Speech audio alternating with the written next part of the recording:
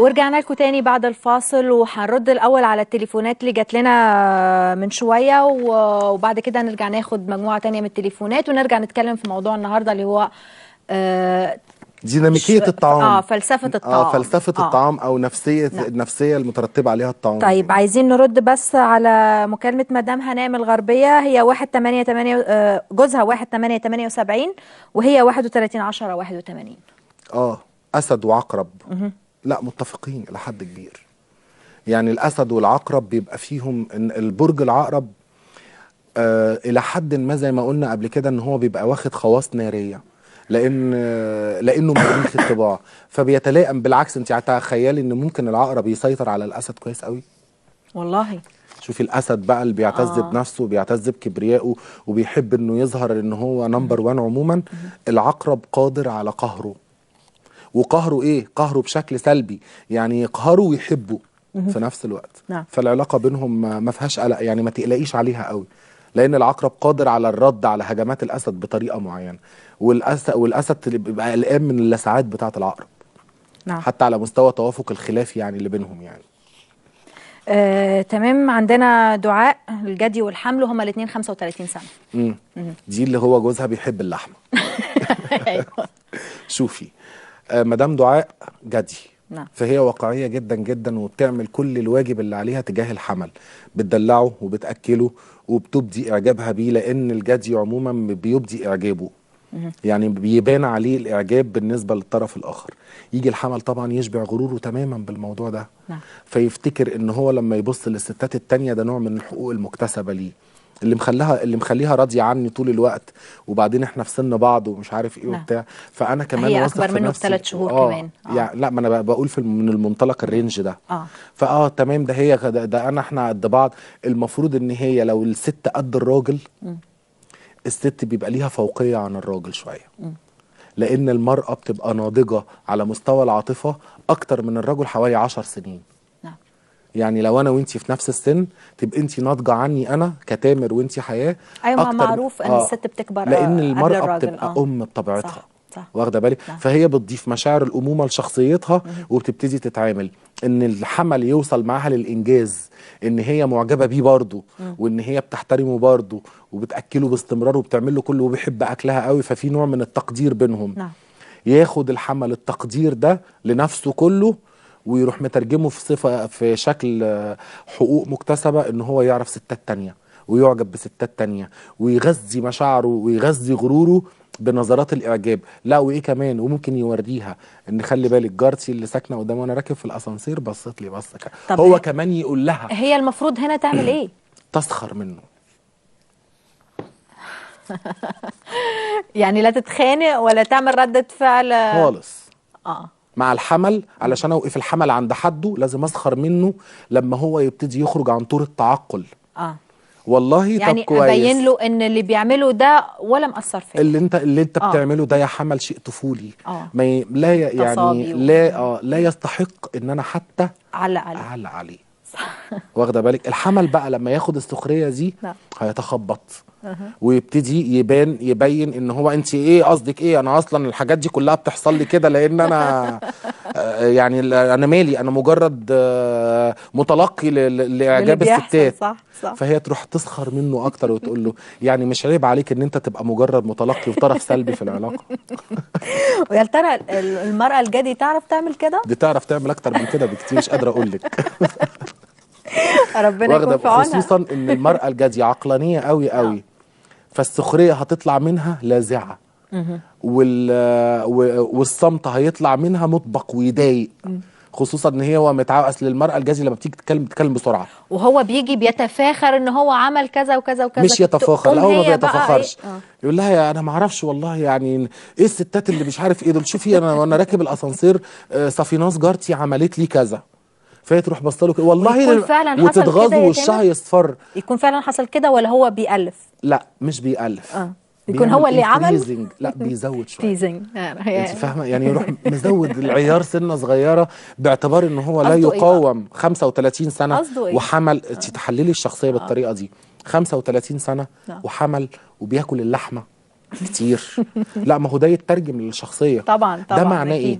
ده معناه ان هو انسان كل حياته على طرف لسانه. لازم كل شيء يتذوقه بلسانه، يتذوق الاكل بلسانه، واخده بالك، يتذوق النساء بانه يتكلم عليهم بانهم معجبات بيه بلسانه. انت فاهمه؟ وهكذا.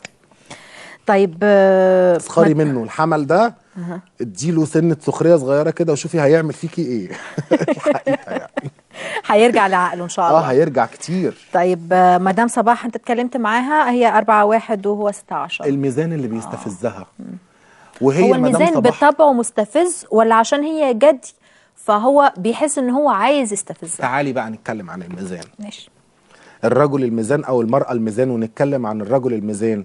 وللي تابعوني زمان كنت انا اتكلمت في التأشير لرجل الميزان، وكلمة احنا لسه ما اتكلمناش في حاجة. لا انا كنت خلصت كل الرجال في التأشير. الرجل الميزان بيبقى ماسك عدسة صغيرة كده وموجهها ليكي، فانت تشوفيه من خلال ايه؟ العدسة. تشوفيه مكبر مرتين او 3 عن حجمه الطبيعي، واخده بالك؟ في المقابل انت هو عامل لك كده، فانت شايفاه واخده بالك مكبر جدا. هو من خلال العدسه دي بقى بيبقى مركز جدا جدا على سماتك الشخصيه، على تفاصيلك. يعرف نقاط ضعفك، يعرف ايه اللي بيستفزك، يعرف ايه اللي بيتحرك ويقدر يغلبك فيه في الكلام. هي جدي. هو ليه بيدور على الحاجات دي بس؟ علشان يثبت وجوده. ما اصل خلي بالك، علاقه زوجيه بقى لها 27 سنه، يبقى اكيد يعني هم مش غرقانين في العسل، ده تلاقيهم زهقانين من بعض جدا. صح. فيجي مثلا الرجل الميزان يعملها السلوه بتاعته. طب انتي كذا وانتي كذا وانتي كذا، وبعدين الميزان ما بيستفزش يعني بالزعيق. الميزان يستفز بالبرود واللامبالاه والهدوء. الجدي ما بتستحملش الكلام ده كله. الجدي عقلانيه، بص بتقول لك انا مش قادره، بيستفزني، انا مش بص من كلمه واحده قالت، من كلمه واحده. ممكن الكلمه دي تبقى ايه بقى؟ انت مجنونه. على فكره انت اصلا مخك طائر، على فكره انت تصرفاتك تصرفات عيال، على فكره انا اصلا ما بثقش في رايك. تخيلي بقى انت مرأة جدي حرقه نفسها عشانه، واخده حرقه نفسها. يعني انت لو مسكتي الموضوع حلتيه كلمه زي كده طبعا، وبتستفز من كلمه واحده، وهي نفس الكلمه انا كنت عايزه اقول لها ايه هي، بس واضح ان هي متحفظه لان انا قلت لها هو بيجيب سيره اهلك، كان باين انها متحفظه. ليه؟ لان الميزان في وقت معين بيتعامل بفوقيه مع مراته. ان انا احسن منك، وان انا اكثر عقلانيه عنك. تيجي الجديه حول الله يا رب، تيجي تقاوم بايه بقى؟ بالزعيق اللي ورا بعضه، وتروح مصرخه في وشه او تقاطعه او تقول له ليه كده، هو انا مش بعمل لك. فطبعا يعني الجدي مش هيروح فين في الميزان. لكن اقول لك حاجه، الجدي يغلب الميزان بعقلانيته، لا باخلاصه. الجدي المخلص بيبقى قادر. الجدي الوحيد في الابراج اللي بيبقى الرجل والمراه، الجدي الوحيد في الابراج اللي بينتصر تماما في نهايه العلاقه. طب كويس، دي حاجه كويسه بالنسبه يعني لمواليد برج الجدي. يا مدام هناء، مدام صباح، يا مدام صباح، الجدي عموما هو اللي هينتصر في اخر العلاقه لحساب تصرفات الميزان السلبيه. انا ما بتحملش على الميزان، لكن هو ده بقول لك ماسك لك ميكروسكوب كده، فانت بتبقي شايفه الراجل اكبر مرتين او 3 من حجمه، على شخصيته وعلى عقليته وطريقه كلامه. نعم، بس هو ما بيكونش كده فعلا. هو ما بيكون بس حجمه العادي بيبقى كويس جدا ومرضي جدا. طب لكن ليه الميزان لا يرضى بيحاول يبين ان هو الحاجات دي في 3 أو في 4؟ ما انت كده بشخصيتك دي كويس قوي، واحنا يا سيدتي الفاضله راضيين بيك ومبسوطين. الأنا عند الإنسان صح. في أوقات كتير. فاكرة في أول حلقة لما قلت لك الكبرياء مهم؟ صح. الكبرياء هنا عند هناء مهم.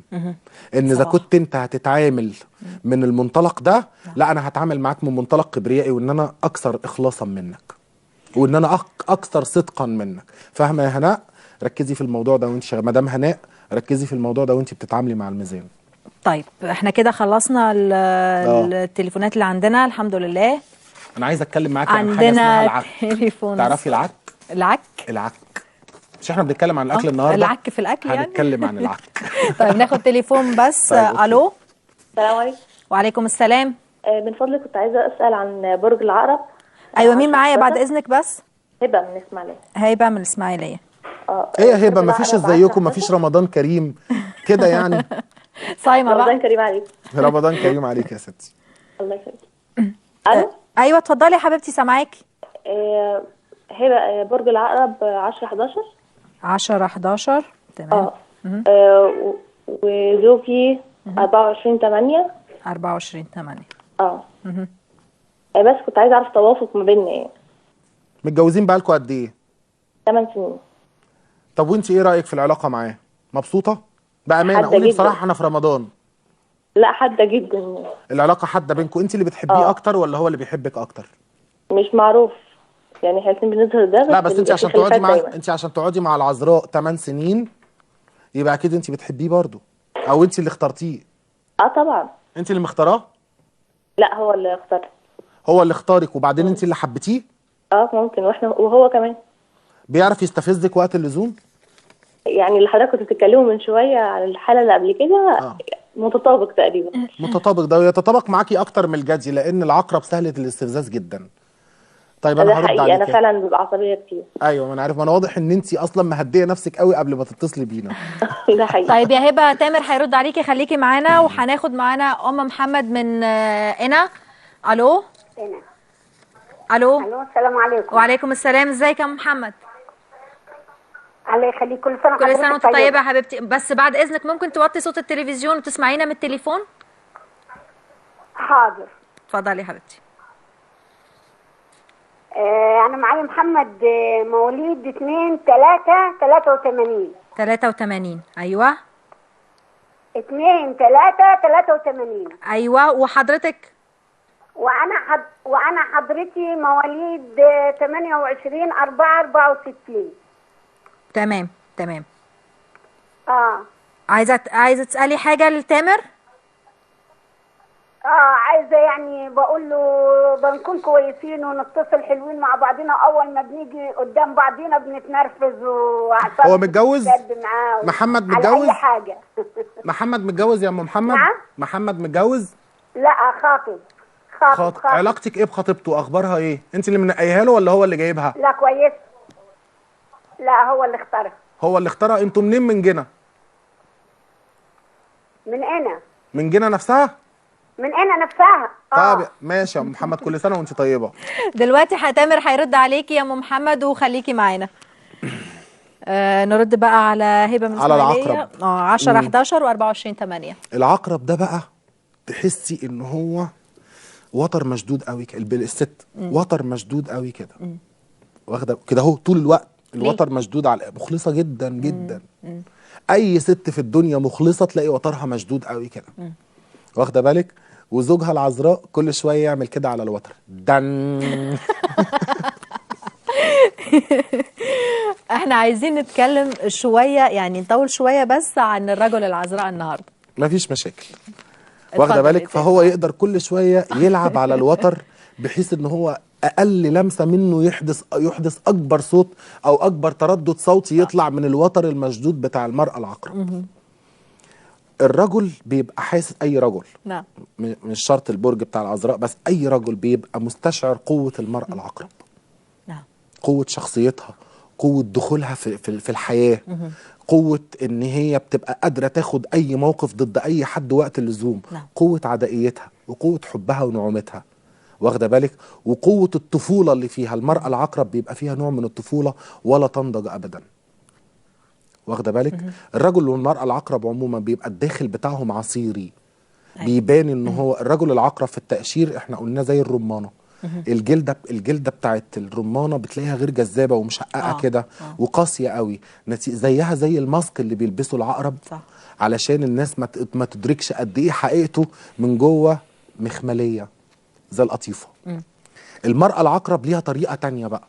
فانتي مثلا، انا لما بتبقى زوجتي مرأة عقرب بقى انا مستشعر قوتها وباخد استفزازها كنوع من التسلية بالنسبة لي. هو هنا استل على اعصابها. عذراء. هو هنا عذراء. تعالي بقى للعذراء. العلاقة بين العذراء وبين العقرب بتبقى علاقة أمومة. العذراء باستمرار يلعب دور الابن المناكف اللي بيناقر أمه طول الوقت. تمام. لأنه هو هيناقرها وهيعمل فيها أي حاجة وهو عارف إنها هتصور جدا جدا جدا عليه، لكن مش هتأذيه. هو عارف الحتة دي. هو عارف الحتة دي. فبيلعب على هبة بالطريقة دي. تعالي بقى يجي يعمل لها ايه؟ بيتصنع معاها وهو بيجي يستفزها، يلون المرح بتاعه بالخشونة. ينتقدها بخشونه ويدخل الموضوع فيه مرح، فهي تزعل وتتقمص وتبقى عايزه مثلا تقوم تضربه بحاجه، بس في نفس الوقت الموضوع جواه هزار، لان العذراء بيعرف ازاي يلون الهزار بتقل الدم عارف خلطه كده معينه، يروح ماسكها كده حادفها في وشها. والمفروض ان هي تفهم يعني؟ المفروض لا، المفروض انها تستقبل. تستقبل هو بيعمل كده ليه؟ هو ما بيعملش كده عشان تفهم، هو بيعمل كده عشان يتفرج على استفزازها وبعد كده يرجع بيستمتع باستفزازها، بيستمتع بتفريغ مشاعرها جوه الاستفزاز. وهي المرأة العقرب في ايه طيب؟ المرأة العقرب في اي علاقة زواج بتخضع للابتزاز ده، الابتزاز العاطفي ده، عن طريق ان انت بتنكش المرأة العقرب وانت اصلا مش قدها، مش قد ثورتها، لان المرأة العقرب قادرة في اوقات كتير جدا على ارتكاب جريمة. لازم اي حد يعرف وهو بيتعامل مع المرأة العقرب يعرف كده. انا اعرف مرأة عقرب حدفت جوزها من البلكونة، بيستفزها وما في الدور الثالث. جوزها كان برج ايه؟ كان الاسد. شوفي كمان بيستفزها راحت من ورا كده، راحت عاملاه كده، بس راح مقلوب من البلكونه. احذروا من المرأة العقرب وانتوا بتتعاملوا معاها باستفزاز زياده عن اللازم كده قوي، حتى لو الاستفزاز بيغلفوا الود والمرح. نيجي بقى للرجل العذراء، ماله؟ بس المره اللي فاتت ما كملناش، بس قلنا الرجل العذراء ما بيرضاش يقول ان انا عذراء ليه والكلام ده ساعتها. صح. الرجل العذراء رجل مهم جدا جدا في تاريخ العالم وتاريخ الحضاره الانسانيه. هو الانسان اللي وضع قواعد الفهم النمطي للاشياء، وهو الانسان اللي طول الوقت بيدور على الكمال في الحاله اللي هو بيبقى متواجد فيها. بعد اذنك تعرف حد من المشاهير يعني برج عذراء رجاله؟ مايكل جاكسون. صح، ده كفايه. صح. لو تاخدي بالك تلاقي مايكل جاكسون وهو بيغني بيتشنج وبيبقى سيريس جدا. شوفي مايكل جاكسون صانع المرح وصانع الملهاه الكبيره جدا، انسان كان بيغير تاريخ الميوزك كل 4 سنين، بيغير الارتام كل 4 سنين على مستوى العالم. اتفرجي عليه وهو بيرقص، اتفرجي عليه وهو بيغني، هتلاقيه في منتهى الجديه. صح. كأنه بالظبط بيلقي محاضرة علمية. وراجعوا معايا الموضوع. لا، الجدية. الحزن والانكسار اللي جوه مايكل جاكسون ده ملوش علاقة ببرجه، ده ليه علاقة بنفسيته وتركيبته وعلاقته بأبوه والكلام ده. لكن الجدية الشديدة جدا جدا اللي كان بيتعامل بيها مع فنه هي اللي خلدته. واخده بالك؟ وتلاقي ان في اي حاجة بيعملها مايكل جاكسون بيرفكت. صح. وبيعملها وعليها العين وعليها العين. صح. يعني ازاي جديه شديده جدا. مايكل جاكسون ما غناش في العواطف كتير قوي. صح. كل الاغاني كانت اغاني وصفيه عن التلوث وعن الطفوله المشرده، عن قضايا معينه، عن قضايا انسانيه. وشوفي عملت ايه. اتفرجي انت مثلا لما تشوفي مثلا كليب لمايكل جاكسون على اليوتيوب مثلا تلاقيه 25 مليون و400 الف. ايوه طبعا كل الدنيا بتتفرج عليه. لان الجديه الشديده جدا خلقت صدق كامل قوي، وخلت الناس ابتدت تتعامل مع جنونه مع كل الاشاعات اللي بتطلع عليه، مع كل الاحداث اللي بتدور حواليه. الاشاعات اللي كانت بتطلع عليه دي هي مسامير نعشه. لان انا بقول لكم يا جماعه، انا انسان، مايكل جاكسون كان وزنه حوالي 63 كيلو. واخده بالك؟ فهو 63 كيلو من الفن الخالص، مفيش دهن، مفيش عظم، مفيش شغل، هو فن خالص، قطعه فن واحده خالصه. فان الناس تبتدي تقطع فيه من النواحي الشخصيه او بتاع الكلام ده كله، طبعا هو اللي كان هو اللي وقعه تحت تاثير العقاقير، لانه هو طول الوقت عايز يهرب من كلام الناس. ده العذراء. يعني العذراء اي امراه ممكن يتوافق معاها اكتر؟ المرأة الطور، المرأة الجدي، المرأة الحوت. المرأة الحوت تربيه. ازاي يعني؟ يعني يبقى هو على علاقة بيها. هي المرأة الحوت بتبقى أفعوانية شوية، بتاعت ألعيب، وليها ان هي تعرف ازاي تعمل من الموقف موقف تاني لصالحها، تخلق من عمق الهزيمة نصر. انت بتضحكي على اساس ان انت حوت. انا بتكلم في العموم. بصي، خلينا نبقى حيادين ونفيد الناس على قد ما نقدر. ايوه طبعا. الرجل العذراء لو ارتبط بالمرأة الحوت تربيه هي بقى. هو بيربي الناس كلها بجديته، هي تربيه بألعابها. انا النهارده صريح حد بيخلصوا حد يعني. بالظبط كده. طيب عايزين نرد بس على ام محمد 2383 وهي 28/4/64. هي 28/4. هي 28/4 28/4 يعني هي طور. وهو 2/3. هو حوت.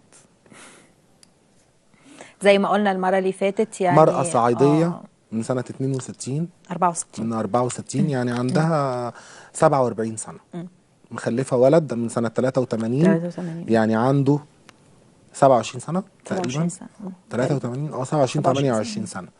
صعيدي، واخده بالك، حوتي مائي تماما، خيالي قوي قوي، بيحب الانطلاق ويحب الخروج ويحب الاصدقاء ويحب العلاقات المفتوحه. كانت بتقول ان هم بيكونوا يعني كويسين قوي مع بعض لحد ما يتقابلوا. ما انا جاي لك في الكلام، ما انا سامعها كويس قوي. فانت كده تلاقي الولد طبعا بيعافر في الدنيا. الناس الصعايده، انا بحب الصعايده جدا كلنا، وليا علاقه قويه جدا جدا بناس كتير قوي صعايده.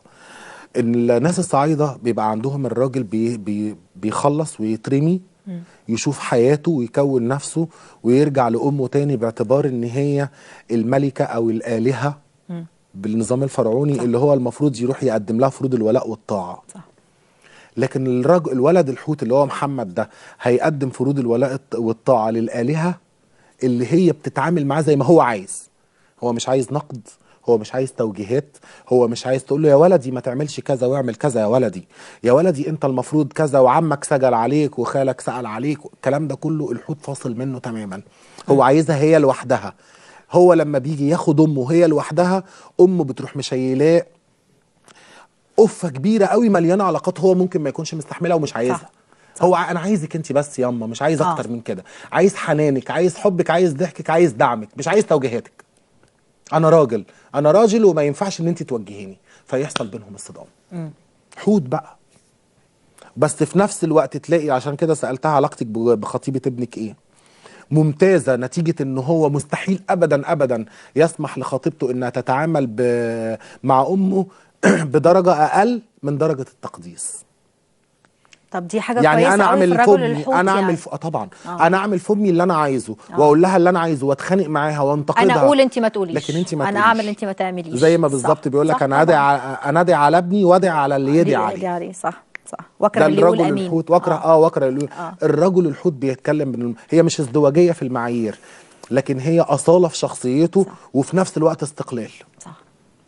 بيحب الاستقلاليه قوي جدا الرجل الحوت. جدا فوق ما بس مرتبط كمان في نفس الوقت مرتبط انت امي اجي اتكلم معاكي مثلا وعايزه افك معاكي بكلمتين وبتاع، تروحي مدخلاني في متاهات اخواتي. نعم. في الصعيد يعني مدخلاني في متاهات اخواتي وعمامي وابويا قال لي ومش عارف ايه، والمفروض ان انا كنت طلعت جبت موسم وطلعت فين ومش عارف ايه. الكلام ده كله بالنسبه للرجل الحوت عبء تقيل جدا نفسي، ممكن يوصله لدرجه الجنون. صح. فهو بدل ما يوصل لدرجه الجنون يلطش مع امه، فيبان ان هو ضد ارادتها. هو ضد ارادتها في الاشياء الاصوليه اللي عندها، لكن هو مش ضد ارادتها في حبها واحترامه الشديد قوي ليها.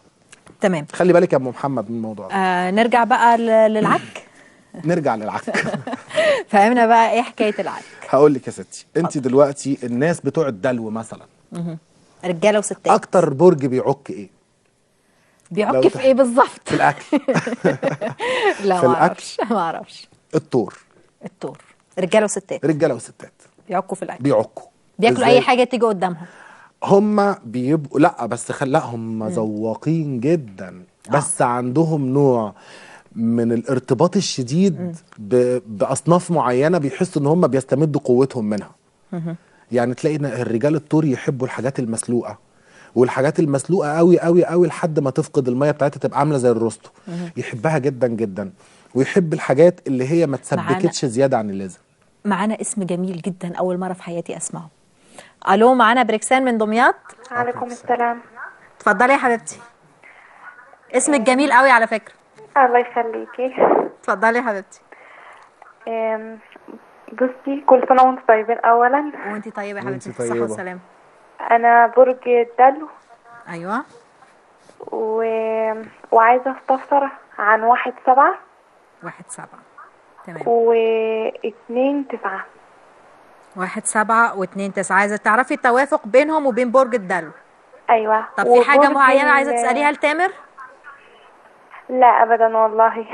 طيب ماشي. انا اسالك يا بركسام، ازيك الاول؟ تمام الحمد لله. الحمد لله. علاقتك ب1/7 ايه؟ علاقه عاطفيه؟ ايوه. خطيب ولا زوج ولا علاقه لسه في الاول ولا ايه بالظبط؟ لا خطيب. خطيبك قريبك ولا خطيبك؟ لا هو مش قريبي. الخطوبه تمت ازاي؟ عن طريق التعارف تم ازاي؟ التعارف تم عن يعني هو شافني كلمني كلمته كده يعني. طيب بص يا بركسام، هسألك سؤال تاني ومش مش هكمل بقى اكتر من كده. هل بيملي عليكي شروط كتير قوي زيادة عن اللازم؟ احيانا 1/7 ده؟ احيانا. طيب الشروط بتاعته هل بتلاقي قبول عندك قوي، ولا بتحس ان انت انضغطتي نفسيا واتخنقتي في اوقات كتير؟ مش في كل الاوقات. طب انا هرد عليك يا انت بركسام. بتحرجها كده يا تامر، مش عارفه تتكلم. ما علشان انا عايز طيب افيدك يا هناخد بس بركسام مش اكتر، يعني انا تليفون عايز كمان. اوصل لك الموضوع بطريقه هي ممكن طبعا تحس ان يعني ما ينفعش ان انا اقول اكتر من كده. انا عايز اسال عن توافقه بس، لكن انا متاكد انه واجع قلبها. صح. الو، هنرجع تاني للموضوع ده. معانا اسامه من طنطا. الو. السلام عليكم. وعليكم السلام، ازيك يا اسامه؟ الله يكرمك، ازي حضرتك؟ الحمد لله، كل سنه وانت تامر. طيب. اهلا يا اسامه، ازيك؟ ازيك يا استاذ تامر؟ رمضان كريم يا حبيبي. الله اكرم، الله ينور عليك يا استاذ تامر. ربنا يخليك يا اسامه، لو متشكر. سمحت بقى، انا عندي اربع تواريخ. اكتبي يا حياه 4 تواريخ. ماشي اتفضل يا اسامه. اتفضل قول. 1/8/78. 1/8/78. ده اسامه. ده اسامه، ماشي. 31/10/81. 31/10/81. دي مراتي. اوكي. في بقى 28/12/2005. ده احمد. 28/12 2005. 2005 ده ابنك؟ ده ابني. ربنا يخليه لك. ربنا يخليك. ايوه. و28/5/2009. 2009. طيب حاضر يا اسامه، اتفضل. العربي يا استاذ تامر عصبيه شويه. هو انت تاريخك كام؟ قولي لي تاريخه كده بسرعه. 1/8/78. انت اسد؟ ها؟ الاسد. وفي اسد يشتكي من عصبيه العقرب برضه. لا ماشي، احنا عايز اعرف خصائص الاسد وخصائص العقرب. سيبها براحتها خالص. ما تركزش قوي على تصرفاتها، وما تنتقدهاش، وخد منها حنانها اكتر ما تاخد منها انتقاداتها. علشان ترتاح مع المرأة العقرب. المرأة العقرب اعرف تماما انها زوجة وفية جدا جدا ومخلصة، لكن تمام. هي طباعها نارية شوية. نارية خالص. بتغير بطريقة معينة، بتتحكم بطريقة معينة. لو حد من قرايبك ولا انت عملت فيك حاجة لازم تراجعك كويس قوي وتأكد ان هي كانت ان انت جيت عليها وان هي اتظلمت في الموضوع ده كويس قوي. وعايز تفك عصبيتها اكتر، ما انا عارف عايز تفك عصبيتها اكتر يا اسامه. خدها واخرجوا. تمام. يعني خد العيلين لو عندك عربيه او كده، او اخرجوا تمشوا على رجليكوا شويه، واي حاجه مسكره كده تاكلها وهي ماشيه. الموضوع ده هيروق بالها جدا جدا معاك. وخليك معانا كمان، هيكمل يرد عليك، بس عندنا تليفونات كتيره جدا، فانا اسفه قوي يا استاذ اسامه. وخليك معانا، وتامر هيرد عليك دلوقتي. معانا سلمى من المعادي. الو. الو، مساء الخير يا سلمى. وعليكم السلام ورحمه الله وبركاته. اتفضلي اتفضلي يا حبيبتي. بقول لحضرتك ممكن اكلم الاستاذ سامح؟ تامر. انا تامر. اتفضلي يا حبيبتي، اتفضلي. عامه انت وهو منورين الشاشه. ربنا يخليكي يا حبيبتي، ميرسي. اتفضلي معاكي اهو. بقول لحضرتك يا فندم، اتفضلي. انا كنت جوزي كان شهر 9 العذراء وانا العذراء. فما اتفقناش مع بعض، او هو كنت انا بحبه قوي. ماشي. ايوه. فارتبطت، حاول هو يضحك عليا في الاخر. يعني بخدعه كده، وانا كنت رومانسيه قوي معاه هو ابتزك رومانسيا؟ يعني ابتزك على المستوى العاطفي؟ ابتزني رومانسي، ابتزني من جميع الاتجاهات. جميل جدا. انت قعدتي معاه قد ايه؟ متجوزاه قد ايه؟ انا كنت دايما قعدت متجوزاه 13 سنه. 11 سنه؟ 13 سنه. وحضرتك بعد اذنك بس سؤال تاني. اتفضلي. انا اسفه يا استاذ سامح. بص، انا ارتبطت بواحد تاني بس هو شهر 11. كام 11؟ ماشي، ما اتفقناش مع بعض برضه. طب وايه يعني؟ شوفي اللي بعديه، ايه اللي فيها يعني؟ ماشي، شفنا اللي بعديه. ماشي، ده شهر 6. شهر 6 وانا شهر 9 العذراء. شهر 6 كام؟ هو 18/6 تقريبا. جوزاء. يا عيني يا عيني على حظوظك الجميله. يعني دي حظوظي كويسه. هي لسه ده ما فيش يعني، لسه ارتباط حضرتك. لسه هتزدادي حكمه لما ترتبطي. يعني لسه في ناحيه عاطفيه. اهم حاجه ما تقعيش في نقطه الابتزاز المشاعر او الابتزاز. اهم حاجه، لانه واضح جدا ان انت بتبقي في اوقات كتير جدا مفهوم جوانب شخصيتك ومداخلك ومخارجك، فبتقعي تحت موضوع الابتزاز. ايوه تمام. ايوه. طب علاقتك بالعذراء المبتز الاولاني اخباره ايه؟ لسه تعرفيه؟ حضرتك انا لسه بحبه، مش لسه اعرفه. لسه بتحبي العذراء الاولاني خالص؟ اه. طب طب لما انت بتحبيه مالك ومال شهر 6 ده؟ ما هو احنا سيبنا بعض، بس انا شهر 6 ده. انت في بينك وبينه اولاد؟ في بينك وبين العذراء الاولاني لا اولاد؟ لا لا لا. لا. طب لما انت بتواجهيه بالابتزاز، لما انت بتواجهيه بالابتزاز وبتواجهيه بالاستغلال الفظيع اللي هو بيقول لك ايه؟ بيهرب. بتقولي ايه؟ بيهرب من الاجابه يعني بطريقه دبلوماسيه. بيهرب من ماديا. بص يا استاذ تامر، ماديا ومعنويا وكل حاجه. ايوه واخد بالي. هو امور؟ لا مش بالجمال حضرتك، انا كنت بحبه. هو احنا الاثنين انا يهمني اعرف، مش عشان اعرف مستوى جماله. انا ببني حاجه معينه كده، امبريشن معين يعني، فبتكلم يا استاذ تامر. هو امور يعني. وخاندي. وايه؟ خانها. وخانك. العذراء خانك؟ يعني ابتزك من كل النواحي وخانك. طيب انا هرد عليك. وخاني. بس خلي بالك من الجوزاء اللي معاكي ده، عشان ما تتكررش التجربه تاني. هقول لك هيحصل ايه. هي خلاص قفلت مش كده؟ انت تامر رديت على بركسان؟ ريحونا بقى من التليفونات علشان نرد على انت رديت على بركسان؟ بركسام خلاص، اللي هي بتاعه دمياط. تهيألي قلت ايه كانت ايه؟ هي 1/7 لا هي الدال، وبتسأل على 1/7 وبتسأل على 2/9. اللي هي المحرجة. هي يعني بصي، عايزين هو معاها 1/7. بعد اذنك نرد بسرعه عشان وقت البرنامج هيخلص. 1/7 هيوجع قلب بركسام جدا يعني. تمام. هيملي عليها شروط كتير جدا جدا، وهيدقق لها ويقف لها على الواحده، وهي دلو. انت عارفه لو هي سرطان زيه هتستحمله، لكن هي دلو مش هتستحمل. هتتضايق، هتتخنق. لازم لازم لازم وهي بتتعامل مع الخطيب السرطان اللي لسه داخل حياتها ده يكون ليها شخصيه، ويبان ان هي عندها ليميت معين ما بتخرجش عنه. لا معلش، مش عايزه كذا وكذا وكذا وكذا. هي مش عشان ست لازم تضغط وتتحط جوه شبكه. لازم الست دي يبقى معروف شخصيتها عامله ازاي، والراجل يبقى عامل حساب لردود افعالها شويه. السرطان بيفضل طول الوقت يضغط ويدور على نقاط الضعف في الشخصيه ويروح قافش فيها. يسحقها. وده ما ينفعش يا بركسام. دي اول مكالمه. الست بتاعت العذراء المبتز. لا عندنا اسامه. عن اسامه بتاع طنطا. اللي عنده 4 تواريخ. ما انا قلت له المرأة العقرب اللي معاك تاخدها تنزلوا تتمشوا، اعصابها هتهدى شويه. لو هي علاقتها بامك او علاقتها باختك او علاقتها بحد يخصك متوتره، افصل ده عن ده تماما لحد ما زوجتك نفسها هي اللي ترجع تطلب رجوع العلاقه. نعم.